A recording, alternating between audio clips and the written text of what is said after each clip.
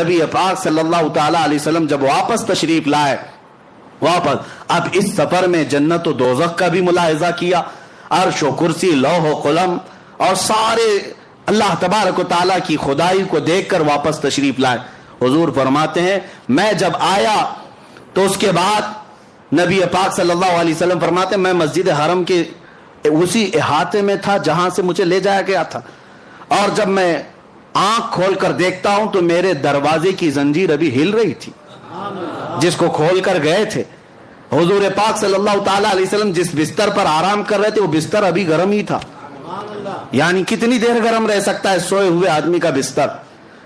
تا عرش گئے پھر آئے محمد، زنجیر بھی ہلتی رہی، بستر بھی رہا گرم۔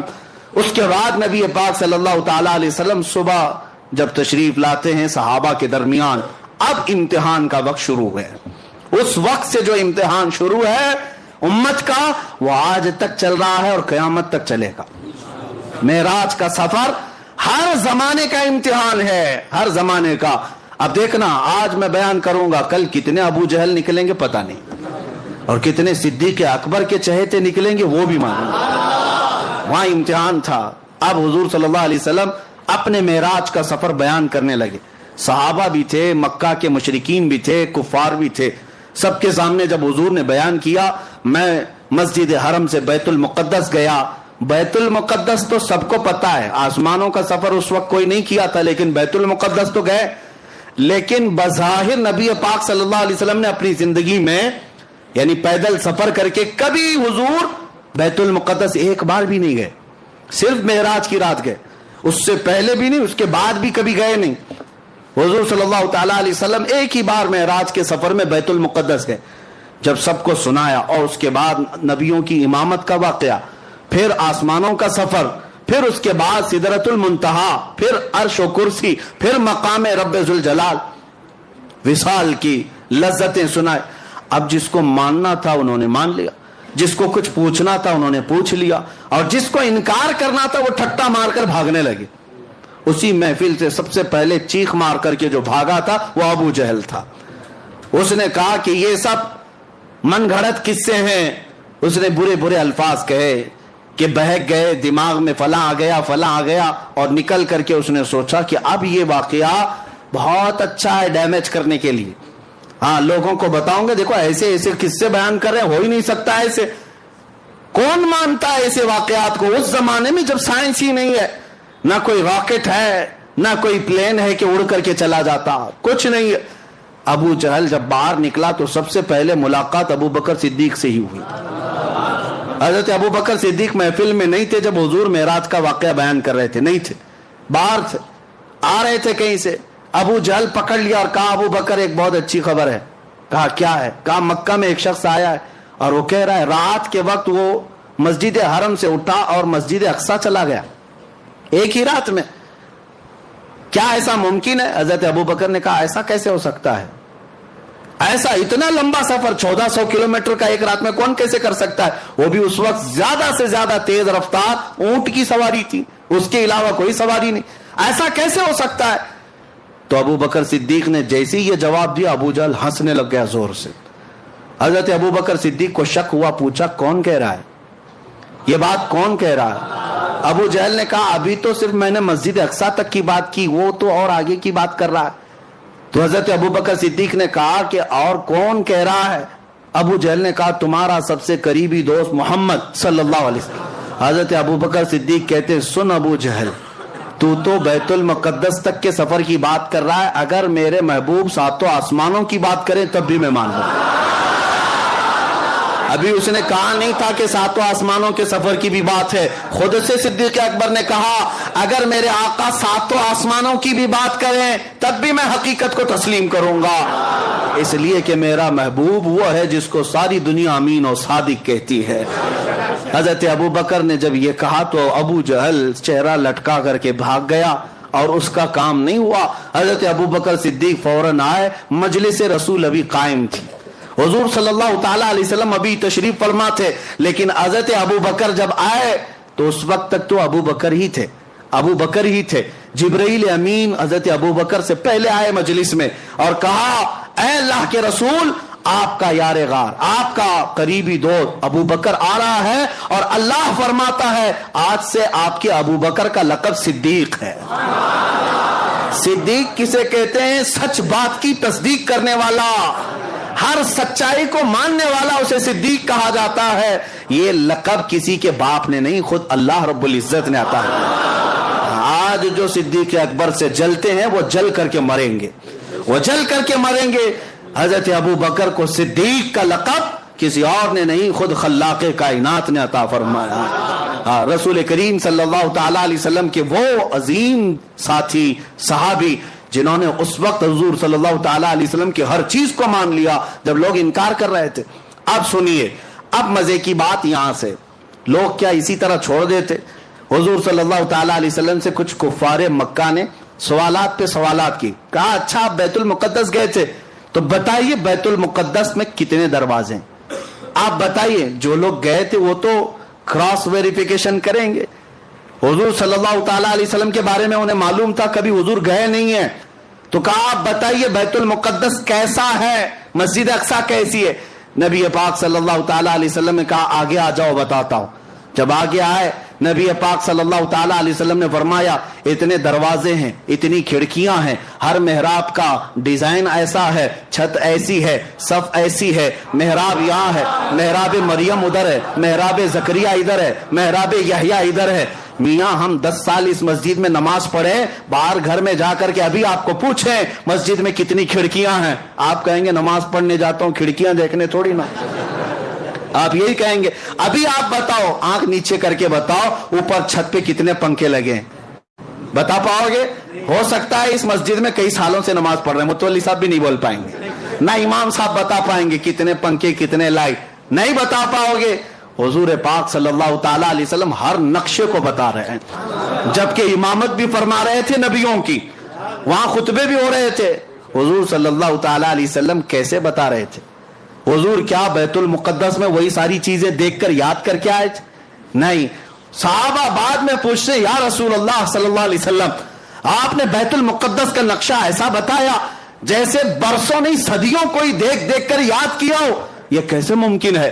نبی پاک صلی اللہ علیہ وسلم نے ارشاد فرمایا اے صحابہ تمہیں معلوم نہیں میرا رب پوری دنیا کو میری ہتھیلی میں گھیر کر رکھا،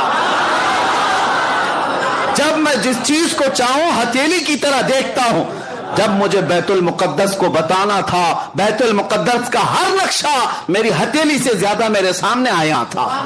اسی لیے سنی کہتے ہیں ہم یہاں سے پکاریں وہ وہاں سے سنیں، مصطفیٰ کی سماعت پہ لاکھوں سلام۔ اور یہی تو سنیوں کا عقیدہ ہے، مجلس یہاں سجاتے ہیں دیکھتے میرے آقا مدینے سے بھی۔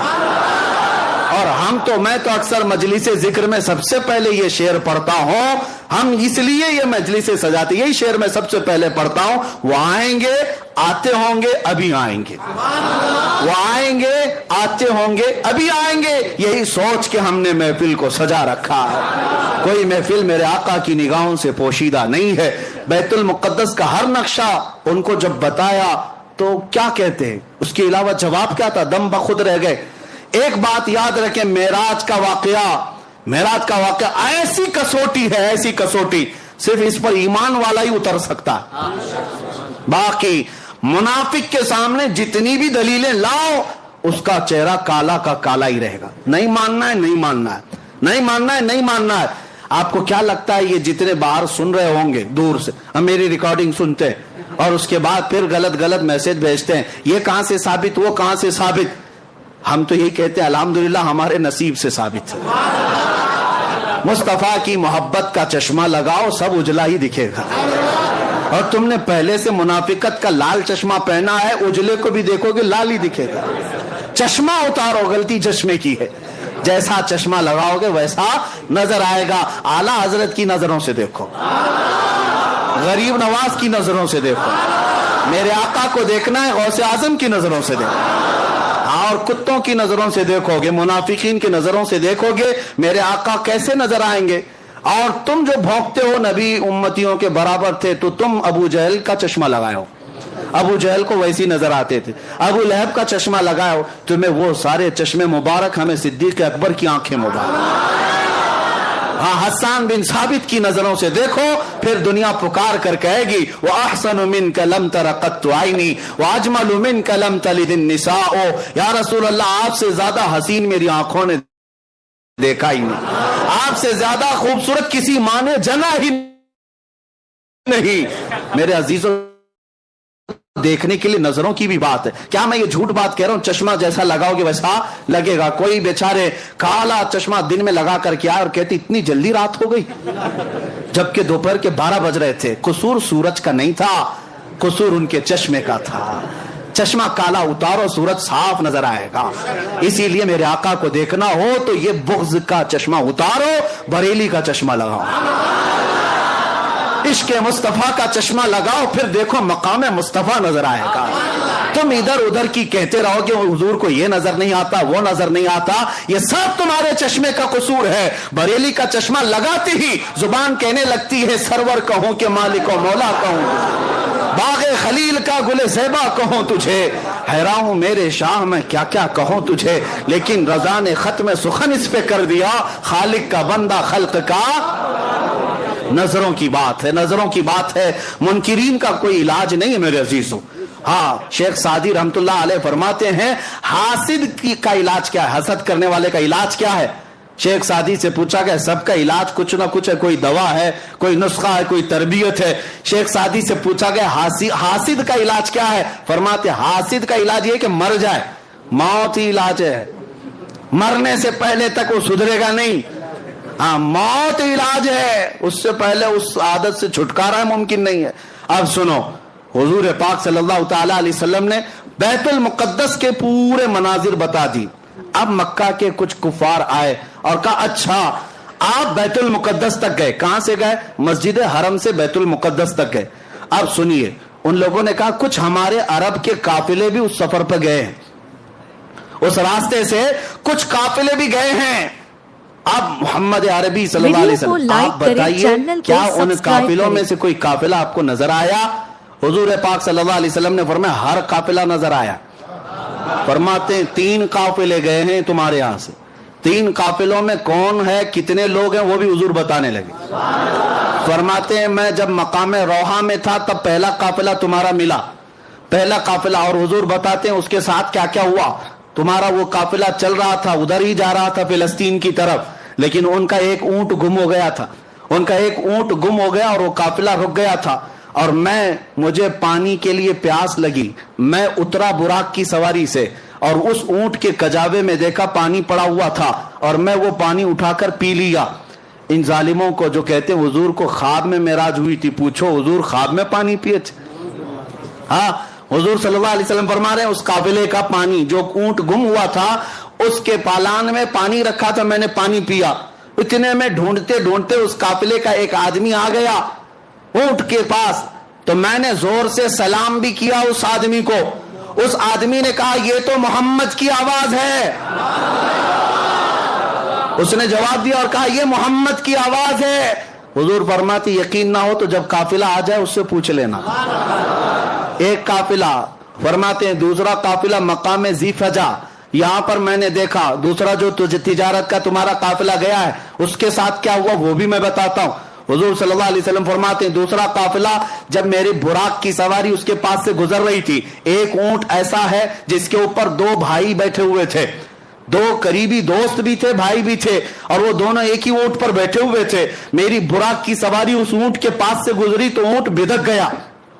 ऊंट जो है बिजली की तेजी की तरह देखकर बिदक गया, जिसकी वजह से वो दोनों ऊंट के नीचे गिर पड़े। एक का पैर टूट गया, एक का हाथ टूट गया है। हुजूर ने फरमाया और उन्होंने मरहम पट्टी की हुई है, यकीन ना हो तो काफिला जब आ जाए तब पूछ लेना। ये भी बताया। उसके बाद हुजूर सल्लल्लाहु ताला अलैहि वसल्लम ने फरमाया तीसरा काफिला मकाम तलवीन में था। मक्का के कुफार ने कहा उसका भी कुछ बताइए, वो क्या था? हुजूर सल्लल्लाहु अलैहि वसल्लम फरमाते हैं उस काफिले में सबसे आगे एक लाल धारी वाला ऊंट चल रहा है और सबसे आगे उसके पीछे काली धारी वाला ऊंट, और पूरे सफर में यही 2 ऊंट सारे ऊंटों की लीडिंग कर रहे थे, क़यादत कर रहे थे। और यकीन ना हो तो पूछ लेना इन 2 ऊंटों के अलावा क़यादत में उनके पास कोई ऊंट नहीं था। ये सबसे अच्छे ऊंट थे, इस पर सवारी करते हुए जा रहे थे। مکہ کے کفار اتنی روشن باتیں سن رہے ہیں, یہ کوئی کہانی تو نہیں ہو سکتی. اور ظاہر سی بات ہے کراس ویریفیکیشن کرنے کے لیے وہاں موجود ہے, ابھی وقت ہے. نبی پاک صلی اللہ تعالی علیہ وسلم نے فرما دیا تو کیا یہ اسی طرح کی باتیں تھی؟ ہاں, سیٹنگ والی باتیں تو نہیں ہے کسی بابا کی کہ پہلے سے ساری سیٹنگ کر لے. میرے عزیزو, نبی پاک صلی اللہ تعالی علیہ وسلم نے بیان فرما دیا, اور اس کے بعد ان لوگوں نے یہ بھی پوچھا, اچھا جب اتنی علامتیں آپ نے بتا دی ہیں تو اب یہ بھی بتا دیں یہ قافلے واپس کب آئیں گے, یہ قافلے واپس کب آئیں گے. اللہ اکبر, میں کبھی کبھار سوچتا ہوں وہ کفار مکہ کا عقیدہ یہ تھا کہ حضور یہ بھی جانتے ہیں کہ کب لوٹیں گے, کہاں ہیں یہ بھی جانتے تھے, اسی لیے تو بار بار حضور سے پوچھتے تھے, حضور سے پوچھتے تھے, اور ان کا عقیدہ تھا کہ حضور غیب جانتے ہیں. اب حضور نے وہ بھی بتایا, اچھا تم یہ پوچھ رہے ہو, سنو, پہلا قافلہ سورج نکلتے ہی آ جائے گا. کل سورج کے نکلتے ساتھ پہلا قافلہ مکہ میں پہنچے گا. دوسرا قافلہ عین نصف النہار دوپہر کے وقت آ جائے گا. تیسرا قافلہ سورج کے ڈوبتے ساتھ ہی آ جائے گا. جیسے سورج ڈوبے گا قافلہ آ جائے گا. مکہ کے کفار کہنے لگے اتنی بڑی بڑی باتیں, کیا کیا محمد صلی اللہ علیہ وسلم کی. پورے جتنے تھے سارے گرو گھنٹال مکہ کی چوٹیوں میں جا کر بیٹھ گئے, پہاڑوں پر جا کر بیٹھ گئے کہ اب تو دیکھنا ہی ہے کہ قافلے آتے بھی ہیں یا نہیں آتے.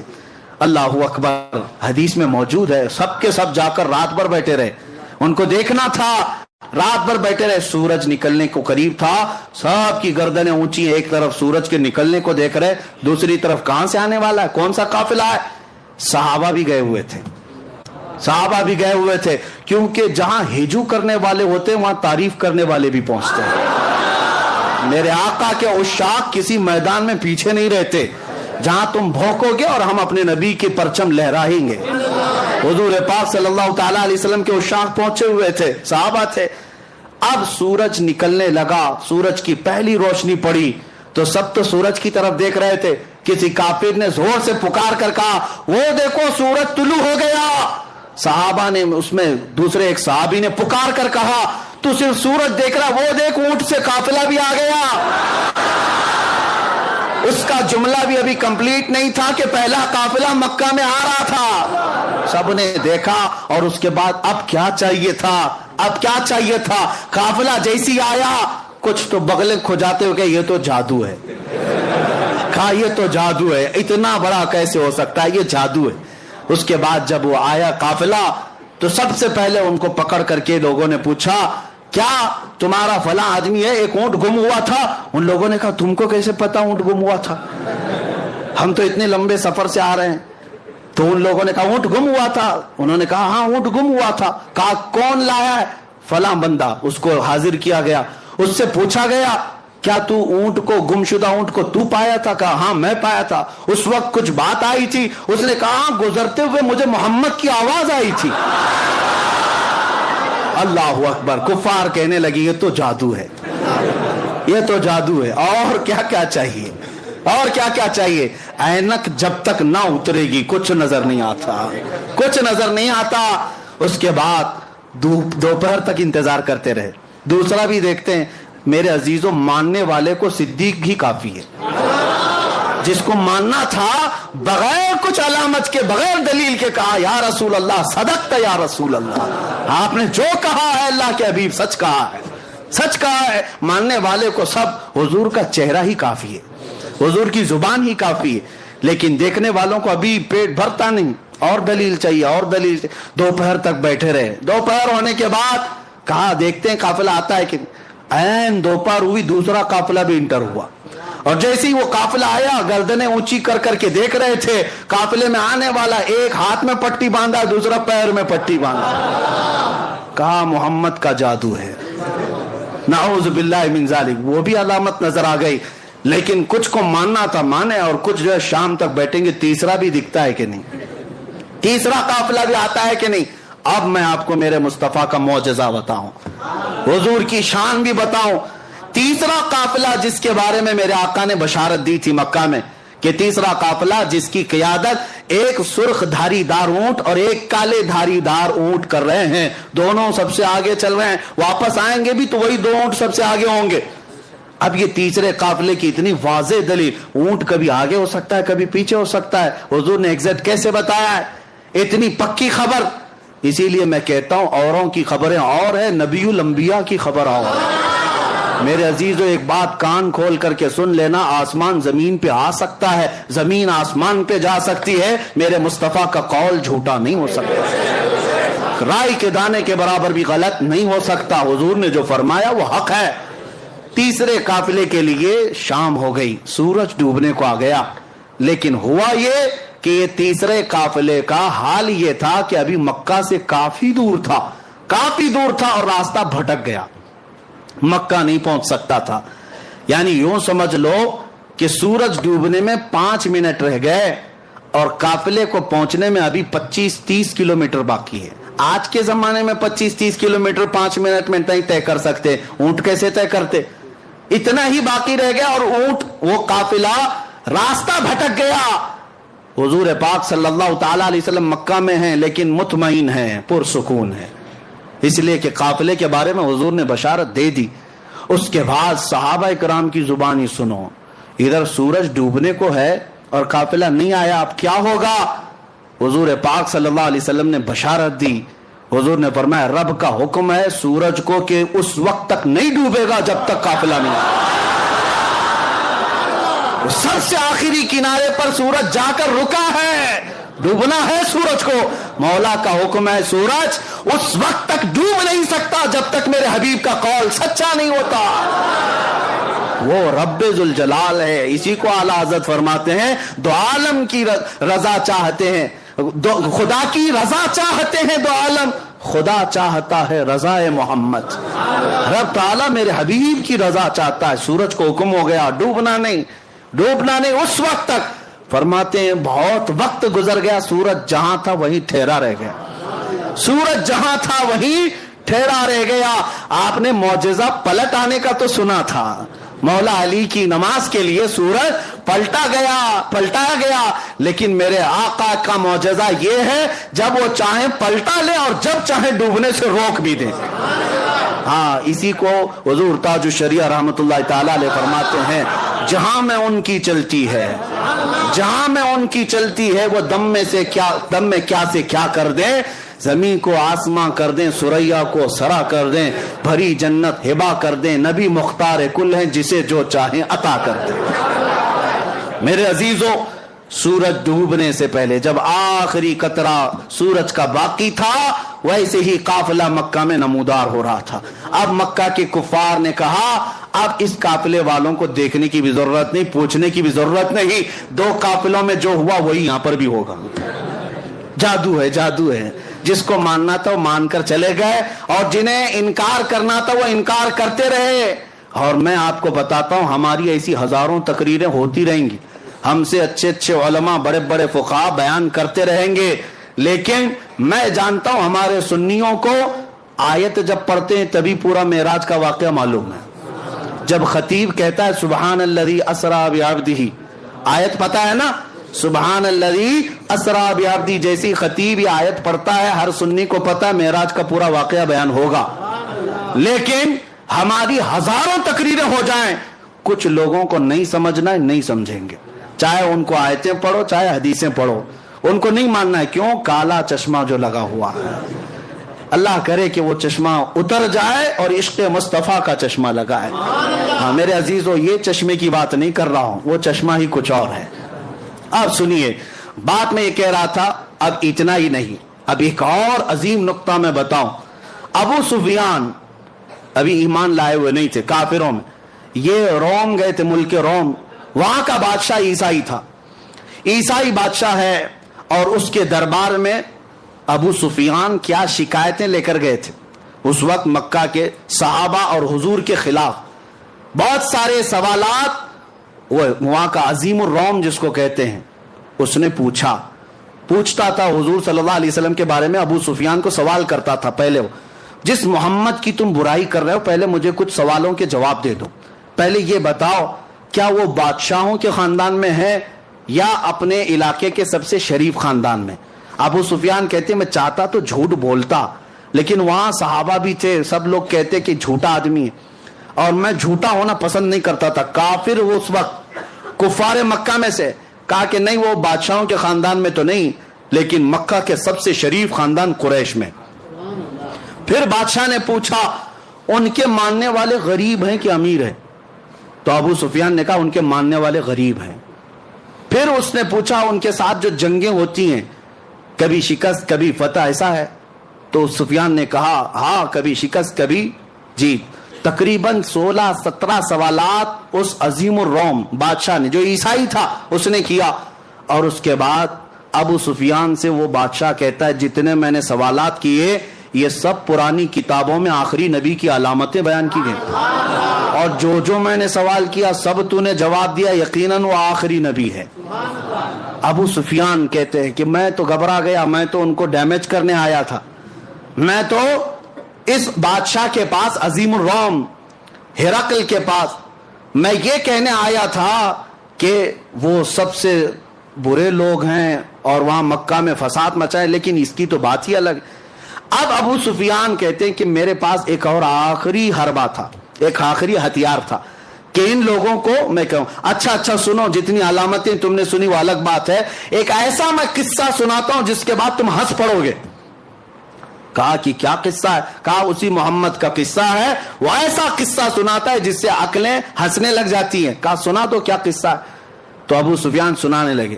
وہ کہتے ہیں محمد ایک رات وہ حرم میں سوئے ہوئے تھے اور کوئی فرشتہ آیا اور انہیں اٹھا کر لے گیا, اور وہاں سے وہ بیت المقدس گئے براق کی سواری لے کر, اور وہاں پر جا کر انہوں نے سواری کو باندھ دیا اور بیت المقدس میں جا کر امامت کی. پھر آسمان وہ سب سنانے لگے اور پھر اسی وقت دربار میں بیٹھا ہوا 90 سال کا ایک عیسائی پادری, جس کے لیے بادشاہ بھی جھک جاتا تھا, 90 سال کا پادری تھا, وہ وہاں محفل میں بیٹھا ہوا تھا. صاحب تو دیکھنے آئے تھے کہ عرب والے کیا نئی خبر لے کر آئے. جیسے ہی محفل میں ابو سفیان یہ واقعہ اس لیے سنا رہے تھے کہ ان کو لگ جائے کہ جھوٹا قصہ, کتنا بڑا گڑا ہوا قصہ ہے. وہ پادری کھڑا ہو گیا, اچھا یہ بتاؤ یہ تاریخ کیا تھی, یہ تاریخ کیا تھی؟ تو ابو سفیان نے کہا وہ 27 رجب کی تاریخ تھی. کہا بادشاہ میرے پاس ایک اور قصہ ہے, میں سنانا چاہتا ہوں. بادشاہ نے کہا کیا ہے؟ کہا اس کو اب اتنا قصہ روک دو. ابو سفیان نے سنایا. کہا میں بیت المقدس کی خدمت پر مامور پادری ہوں, میں بیت المقدس کا صفائی بھی کرمچاری اور وہاں کے امامت اور دیگر ذمہ داریوں کا متولی ہوں. لیکن جو تاریخ ابو سفیان بتا رہا ہے اس تاریخ کو رات کو میں بیت المقدس کے سارے دروازے بند کرتا ہوں, میں آپ کو بتاتا ہوں. ایک رات ایسی آئی تھی اور وہ 27ویں رات ہی تھی شب میں یہ رجب کی, کہ میں بیت المقدس کا سب سے بڑا دروازہ بند کرنے گیا, کسی طاقت کو لگائے وہ بند ہی نہیں ہوتا تھا. یہاں تک کہ میں اکیلا نہیں, پھر لوگوں کو بلایا, سب کو بلایا, آؤ دروازہ بند کریں, کیونکہ وہ کعبہ تھا اس زمانے کا, سارے لوگ اس کی طرف, بیت المقدس مرکز اور قبلہ ہے, لوگ اس کی طرف منہ کر نماز پڑھتے, عبادت کرتے. سب کو بلایا گیا, سبوں نے طاقت لگا دی, دروازے کو نہ ہلنا تھا نہ ہلا. وہ پادری کہتا ہے ایسی سخت بات اور تعجب کی بات اس سے پہلے میں دیکھا ہی نہیں. تو دروازہ بند نہیں ہوا. تو رات کو ہم سب نے یہ مشورہ کیا چلو اب تھک گئے سو جاتے ہیں, دیکھتے ہیں کل سب بیٹھ کر کے بڑے بڑے علماء کو بلائیں گے اور کیا ہوگا اس پر. وہ کہتا ہے وہ عالم تھا اس زمانے کا, 90 سال کی عمر ہو گئی. کہا میں جا کر سو گیا, سب چلے گئے سو گئے. صبح جب ہم اٹھ کر کے آئے تو دروازے کو ہلکا ہلانے سے ہی بند ہو گیا, دروازے کو صرف ہاتھ ہی لگایا تو بند ہو گیا. میں نے دیکھا یہ ماجرا کیا ہے, یہ ماجرا کیا, رات کو پوری طاقتوں سے بند نہیں ہوا. میں نے دیکھا کچھ الگ مسئلہ ہے. تو کہتا ہے اندر قدم رکھا تو بھینی بھینی خوشبو بھی آ رہی تھی, ماحول بدلا لگ رہا تھا. اور اس کے بعد میں نے نظر باہر ڈالی تو دیکھا پتھر میں سوراخ ہے, اور ایسا سوراخ ہے جیسے کسی گھوڑے کی رسی باندھی ہوئی ہے, رسی کا ٹکڑا ٹوٹا ہوا وہاں پر لگا ہوا ہے. میں نے دیکھا یہ تعجب کی بات کیا ہے. سارے علماء کو بلا کر پوچھا, سب اس گتھی کو سلجھانے سے رہ گئے, ہم عاجز تھے, اس وقت سے گتھی سلجھ نہیں رہی تھی. ابو سفیان تمہارا شکریہ وہ گتھی بھی سلجھا دی. اللہ اکبر. ابو سفیان منہ لٹکا اور کہا میں تو یہ قصہ اس لیے سنا رہا تھا کہ میں کہہ دوں کہ سب سے جھوٹا قصہ ہے. یہ پادری کیسا ہے کہ کہتا یہی سب سے سچا قصہ ہے, یہی سب سے سچا قصہ ہے. کہا یقیناً تم جو کہہ رہے ہو ایسا ہوا ہوگا, اس لیے کہ وہ دروازہ جو کھلا تھا وہ کسی اور کے لیے نہیں, محمد الرسول اللہ کے لیے. خود میرے آقا نے, میں نے معراج کا واقعہ شروع کرتے ہی بتایا تھا, حضور نے خود فرمایا جب میں بیت المقدس گیا تھا تو دروازہ کھلا ہوا تھا. وہ پادری کہتا ہے اس رات دروازہ کھلا ہی رہ گیا. میرے آقا صلی اللہ تعالی علیہ وسلم نے جتنی باتیں بتائی من و عن تھی. اب جسے ماننا ہے مانے, جسے